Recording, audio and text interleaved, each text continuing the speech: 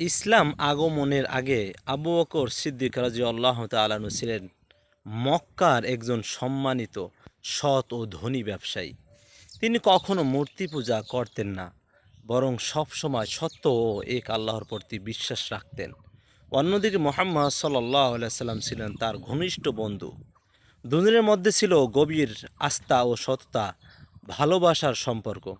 নবুয়তের সূচনা হলো যখন মুহাম্মদ সাল্লাল্লাহু সাল্লামের উপর প্রথম ওহী নাজিল হয় হেরা গুহাতে। তখন তিনি সত্যের বার্তা মানুষের কাছে পৌঁছানো শুরু করেন। এ সময় তিনি প্রথম যাদের কাছে ইসলাম প্রচার করেন তাদের মধ্যে অন্যতম ছিলেন তার প্রিয় বন্ধু আবু বকর রাদিয়াল্লাহু তাআলা আনহু। ইসলাম গ্রহণের সেই ঐতিহাসিক মুহূর্ত। একদিন আবু বকর রাদিয়াল্লাহু তাআলা সিদ্দিক রাদিয়াল্লাহু তাআলা আনহুকে একান্ত ডেকে বললেন, হে আবু বকর, আমি আল্লাহর রসুল। আমি তোমাকে এক আল্লাহর ইবাদতের দিকে আহ্বান করছি। এই কথা শোনার পর হজরত আবু বকর রাদিয়াল্লাহু তাআলা আনহু এক মুহূর্ত দেরি করেননি। তিনি কোনো প্রশ্ন করেননি, কোনো সন্দেহ প্রকাশ করেননি। সাথে সাথে তিনি বলে ওঠেন, আমি সাক্ষ্য দিচ্ছি আল্লাহ ছাড়া কোনো ইলাহ নেই এবং আপনি আল্লাহর রসুল। সুবহানাল্লাহ। এভাবেই তিনি ইসলামের প্রথম প্রাপ্ত বয়স্ক পুরুষ মুসলিম হন। কেন তিনি এত দ্রুত ইসলাম গ্রহণ করলেন? কারণগুলো ছিল গভীর। তিনি মুহাম্মদ সাল্লাল্লাহু আলাইহি সাল্লামকে খুব ভালোভাবে চিনতেন, জানতেন। তিনি কখনো মিথ্যা বলেন না। নিজেও ছিলেন সত্যের অনুসারী।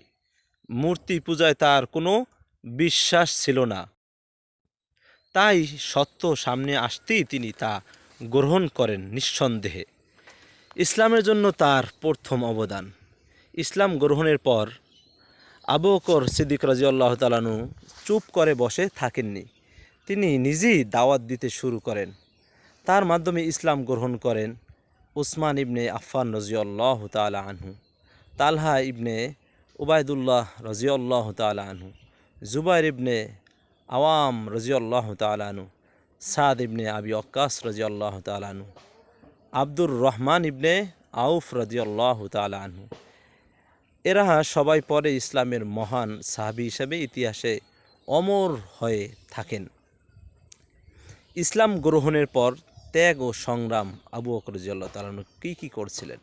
ইসলাম গ্রহণের পর তিনি প্রচণ্ড নির্যাতনের শিকার হন, কিন্তু কখনো সত্য থেকে সরে যাননি। নিজের সম্পদ ব্যয় করেছেন ইসলামের জন্য। দাসদের মুক্ত করেছেন, যেমন বিলাল ইবনে রাবাহ রাদিয়াল্লাহু তাআলা আনহু। সব সময় ছিলেন নবীর পাশে। উপসংহার: হযরত আবু বকর সিদ্দিক রাদিয়াল্লাহু তাআলা এর ইসলাম গ্রহণ শুধু একটি ঘটনা নয়, এটি ছিল সত্যকে চিনে নেওয়ার একটি উজ্জ্বল উদাহরণ।